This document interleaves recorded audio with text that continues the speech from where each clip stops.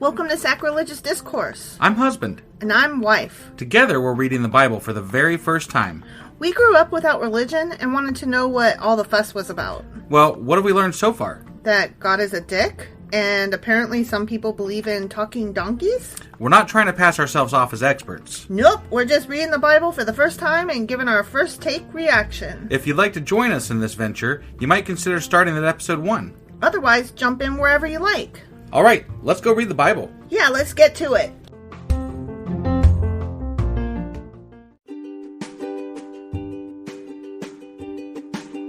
Hey wife, did you know that Anchor is sponsoring our show? Really? Don't we use Anchor to distribute our podcast on Spotify and Apple Podcasts? Yeah, and we are on just about every other platform available as well, thanks to them. Why do we use Anchor as our podcasting service? Well, they make editing and distributing our show a breeze. What if one of our listeners wants to start their own podcast? Then they should head over to anchor.fm or download the app to get started. Awesome! You guys should go do that right now! Husband! Wife! Do you remember what happened yesterday? I remember that there was a second resurrection. And Who was resurrected? some kid that wasn't it Elisha had a room that he was like staying in, and then he gave this lady a kid, kind of, I guess. That died. Yeah, and then he died from a fucking massive headache. And then he came and resurrected. He laid over the kid. He did. He laid on the kid. Put his mouth on the kid. Yeah. And his eyeballs on the kid. and he resurrected that kid. It sounded really creepy. Yeah. Yeah. And then, Elisha tried to poison everybody, but then he put some flour in it. It was all good. Right. Yeah. So there was that. I don't think Elisha was trying to poison them. Whatever. It was that... I didn't mean he was trying to poison them. He put the poison in the soup, and then the soup attempted to poison them. And they were like... poison them.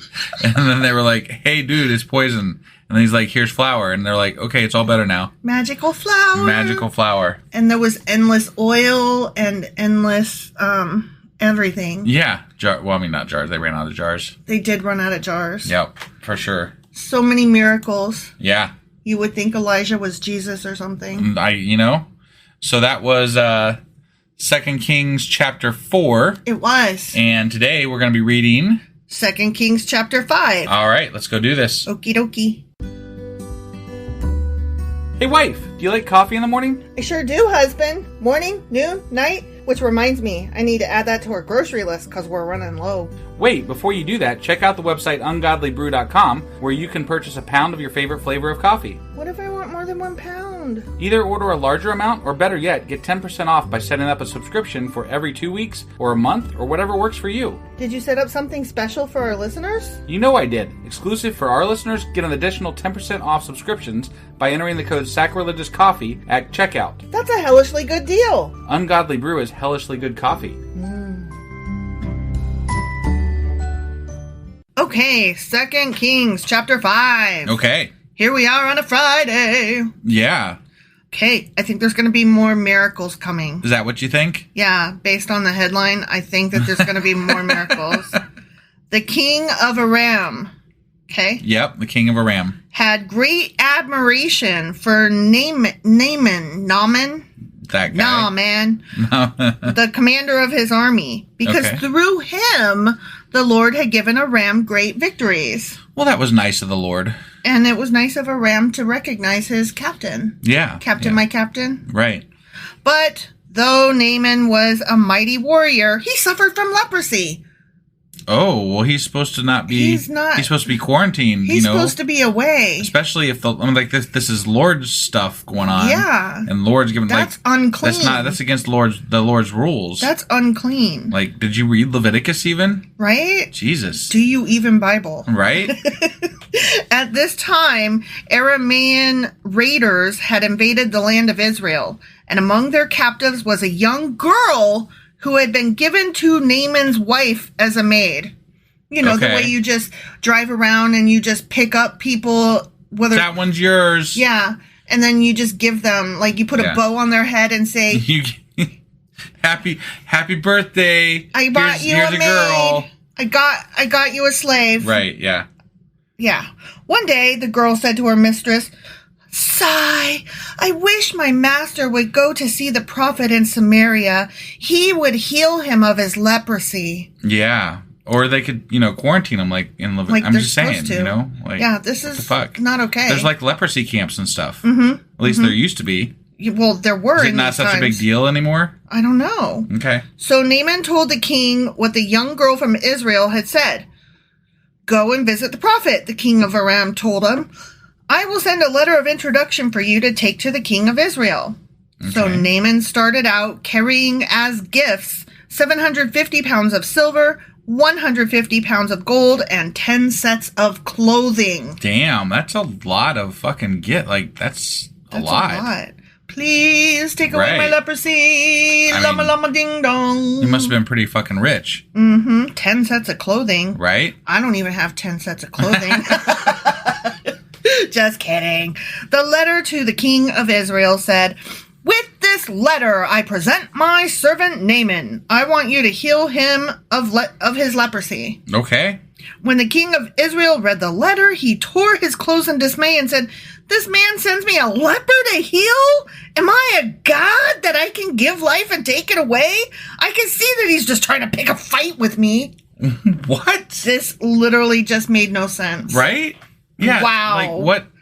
You have all these prophets, including Elisha. He also sent a fucking shit ton of silver and gold. Mm-hmm.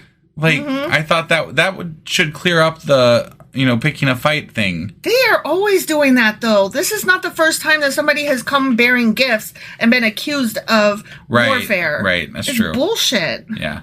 But when Elisha, the man of God, heard that the king of Israel had torn his clothes in dismay, he sent this message to him. Why you so mad, bro? Is that what he sent? He said, why you so upset? Oh, okay. Yeah. Send Naaman to me, stupid head, and he will learn that there is a true prophet here in Israel. Unlike you, fuckface. Right. So Naaman went with his horses and chariots and waited at the door of Elisha's house. Want to take bets on whether or not he gets healed of leprosy? I bet he gets healed of leprosy. I think he's going to get healed of leprosy. Pretty sure that's going to happen. Okay. But Elijah sent a messenger out to him with this message. Okay. Go and wash yourself 7 times. Maybe that's all it takes to cure leprosy. In the Jordan River. Then your skin will be restored and you will be healed of your leprosy. This isn't a fucking miracle. This is just bathing. So wait, when you say wash 7 times, does that mean like you have to walk into the water and then walk out and be like 1? Yeah, I guess. Or does it mean you could stay in the water and you could be like, I scrubbed, that was 1, and then no, I'm thinking. I think you gotta do it 7 times. So, but what do you consider a bath, though? Do you walk in and then walk out, or do you have to walk in and scrub? You gotta dry off first. You gotta dry off. Oh, and you gotta dry off. Yeah. Why do you think that? Like, what makes you think that? Well, because otherwise it would only be 1 really long time. Really? Yeah. Even if you walk out and then walk back in. Well, you can't. You still got water dripping from you, so yeah, just only counts as 1. I guess it's like if you go to the pool, even if you get out of the pool, you're still like pooling, right? Mm-hmm. You're doing the pool that day. Right. Okay, all right. But Naaman became angry and stalked away. Dude, I thought he would certainly come out and meet me, he said. I expected him to wave his hand over the leprosy and call on the name of the Lord his God and heal me. Yeah, that would be so much cooler. Aren't the rivers of Damascus, the Abana, and the Farpar? What? Farpar. Yeah. Better than any of the rivers in Israel? Why shouldn't I wash in them and be healed? Fuck, man. Yeah, there's so many better rivers than that Jordan. The Jordan, jeez. Yeah. He's stupid. I mean, has he not heard of all the miracles? I guess not. Yeah. So Naaman turned and went away in rage. Didn't even try it, huh? Didn't even try it. Well, that sounds stupid to me. Like, okay, let me ask you this.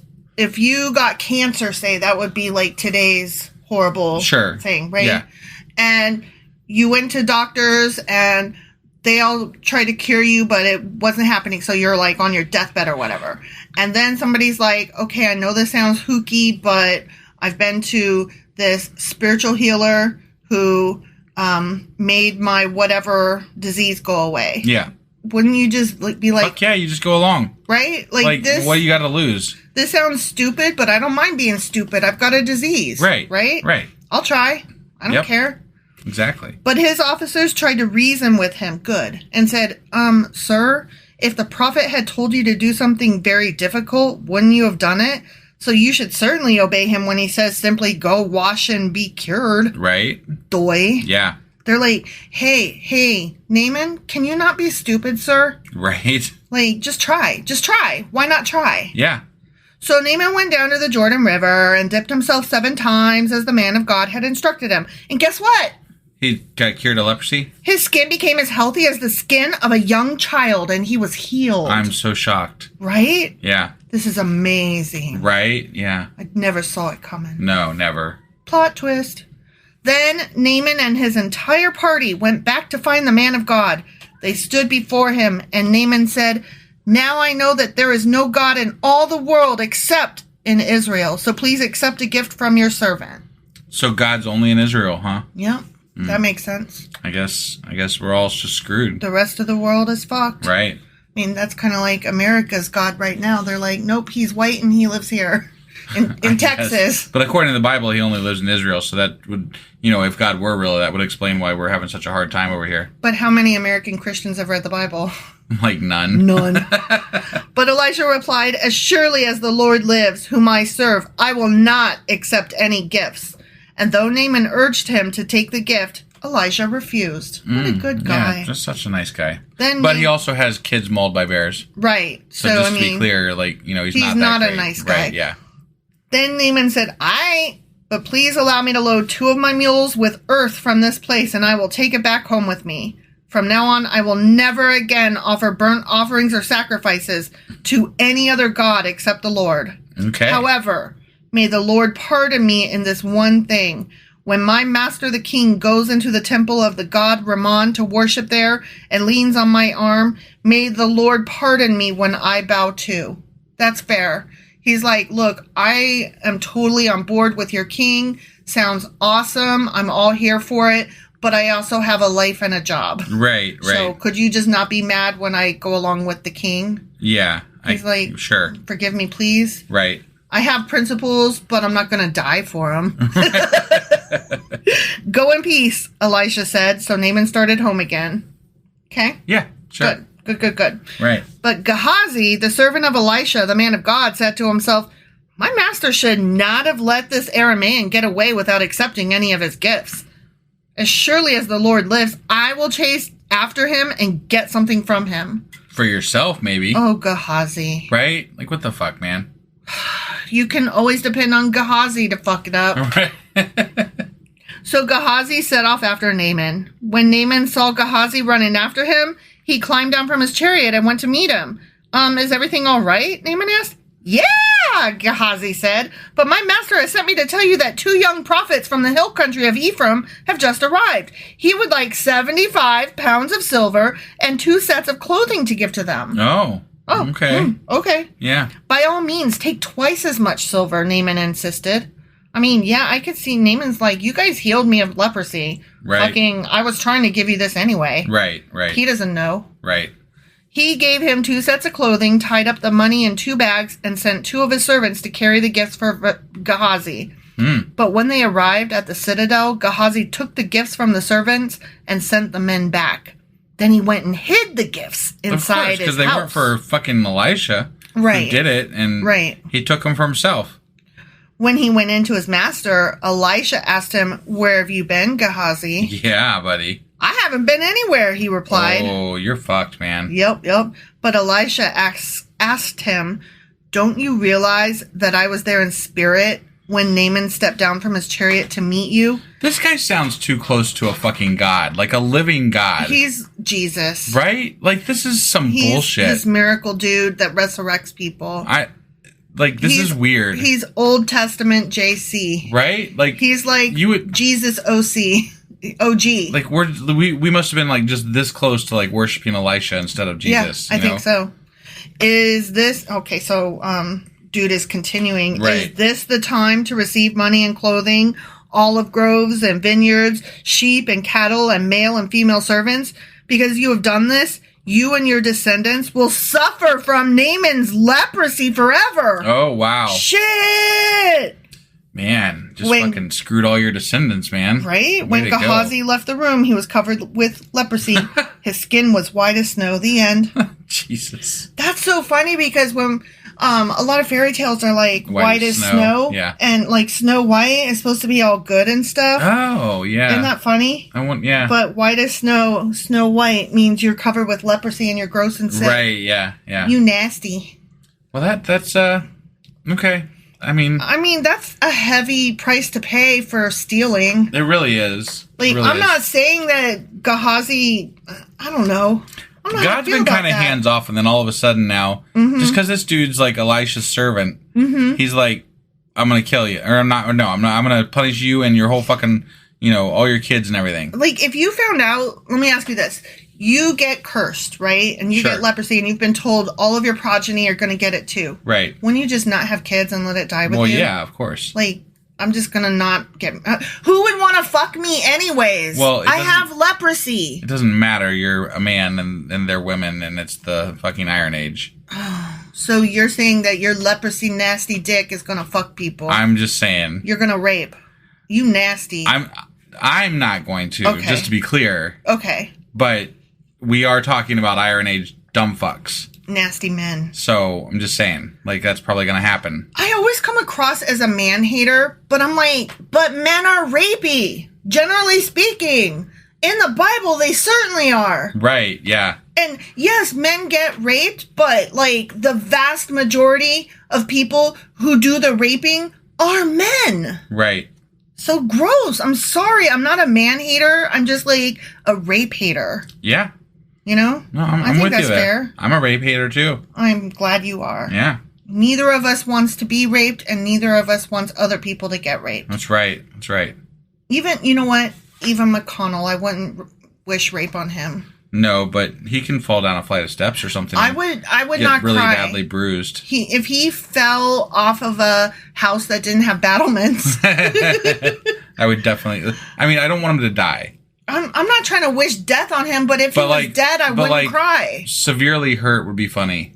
Like, you remember when it was all bruised up a while back? Yeah. That was funny. That was funny. I'm just saying. I mean, okay, it's not nice to laugh at other people's pain, but it's just that he has caused so much pain for millions of people. No, it's all relative, It is all relative. It's like, would you wish harm on Hitler? Like, my automatic answer is, of course. Right. And then I'm like, oh, God, what kind of person am I? I'm wishing harm on another person. But... It's the age-old question of, like, if you could go back and kill Hitler as a child. Right. Would you? And I want to say yes, because it would save millions. Right. But it's a kid who hasn't committed a crime yet. Right. Exactly. So, that's so hard. It's a hard question, right? I'd probably do it, though. If I'm being honest, I'd probably do it. Yeah. Yeah. And then I'd feel disgusting the rest of my life. Right. But I think I would rather feel disgusting over one death for the rest of my life that I caused rather than the millions that I let happen. But then you gotta also ask, did Hitler happen because of Hitler, or did Hitler happen because of a movement that would have happened anyway? And did God move his heart to do that? So shit. I've heard that this is a thing that comes up as an argument all the time on things, is that technically Hitler claimed Christianity, but he was basically an atheist. Like, if you really dig into it, he was kind of an atheist. Oh, are you serious? To some extent, but he used Christianity to motivate his Nazis, kind of like Trump. Yeah, no, and that was the parallel I was trying to draw. Oh, is that it's very similar, because I don't believe for a second that Trump believes in God or knows the first goddamn thing about God. He doesn't. He doesn't give a fuck about God. Right. It's not that he believes or doesn't believe. It's not even something he thinks about. Right. He uses that for his platform. He uses it to gain followers. Yeah. He uses it to further his message. That's all he does. That's all he does. Yep. And it is whatever. That's all. I don't know where I was going with that. I was just, speaking more because I could. Crusty. I just was thinking of the last words of this passage. His skin was white as snow. And then I was just like, thinking crusty? Leprosy. Crusty. Oh, okay. Sorry. I don't even know what the fuck leprosy looks like, so. I mean, isn't it like flaky skin and stuff? Like Maybe. eczema times 10? I guess. I don't know. I could be wrong. Yeah. I'm glad it's not a thing anymore. Right. No, that's great. All right. Well, that's, I think, all we got because we're just going on about nothing. That's the best me. Yeah. So that was 2 Kings chapter 5. Indeed, it fucking was. And tomorrow is actually going to be Saturday, which means that we'll be doing our Q&A. We will be doing our Q&A. That is correct. Right. I was waiting for you to chime in there, but you just kept looking at me like because with blank face. So because I thought it was something special, and I was like, it's always something special. Okay, but I thought it was something special different. And so I was like, what am I forgetting? No. What am I forgetting? But on Sunday, we'll have Sacrilegious Book Club. Yeah, that. As well as our weekly replay. The weekly replay. And then we'll be back on Monday, as always, with the next chapter of 2 Kings, which will be 6. That was my part. I'm sorry. I fucked it. I'm sorry. I fucked it all up. I'm supposed to say. Go ahead. You're supposed to go. Go ahead. So, and then on Monday, we'll be back with 2 Kings chapter 6. There, and everything's better now with the world. It almost is. Just for that moment in time right there when you said it. Everything for that moment right there. It felt gross when you did. It was better. I kept waiting for you to shut up. Yeah, I didn't shut up. And then you didn't shut up. You just kept talking. I didn't. You're right. It made my stomach hurt. I was like, what are you doing? I'm sorry. I'm sure that there were listeners out there that were like, no. I mean, I was. Right, yeah. Okay. All right. Let's get out of here. Yeah. All right. Bye, everybody. Bye.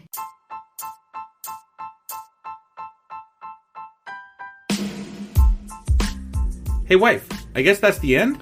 But husband, that's just sad. It doesn't have to be. We are on lots of social media platforms like Twitter. Our handle there is sacrilegious_D. For D's nuts. Oh my God. Stop doing that. Anyway, we're also on Facebook, Instagram, and Pinterest. There's a link to all of our social media sites at our website. Ooh, we have a website? Yeah, it's sacrilegiousdiscourse.com, where you can also find a link to our merch shop. We have a merch shop? Yep, we have podcast-themed clothing, mugs, notebooks, and more, as well as an atheist and science-themed products. Wow, our fans should really go check that out right now. Definitely. They can get in touch with us by sending an email to sacrilegiousdiscourse@gmail.com. But before they do that, we could really use some help. Oh yeah? With what? Well, it's not free running the podcast, and we need some financial support in order to get better equipment, which will free up time so we can concentrate on our podcast and our fans. Okay, so what should they do? Head over to patreon.com/sacrilegiousdiscourse and sign up as a contributor on our podcast.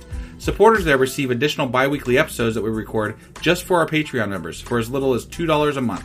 Also, we'd really appreciate it if you would like and subscribe on whatever platform you're using. And Apple Podcast reviews help us out tremendously. Like and subscribe. Leave an Apple review. Join us on Twitter. Support us on Patreon. That's a lot of instructions. Don't forget to say thanks. Thanks. Okay, bye.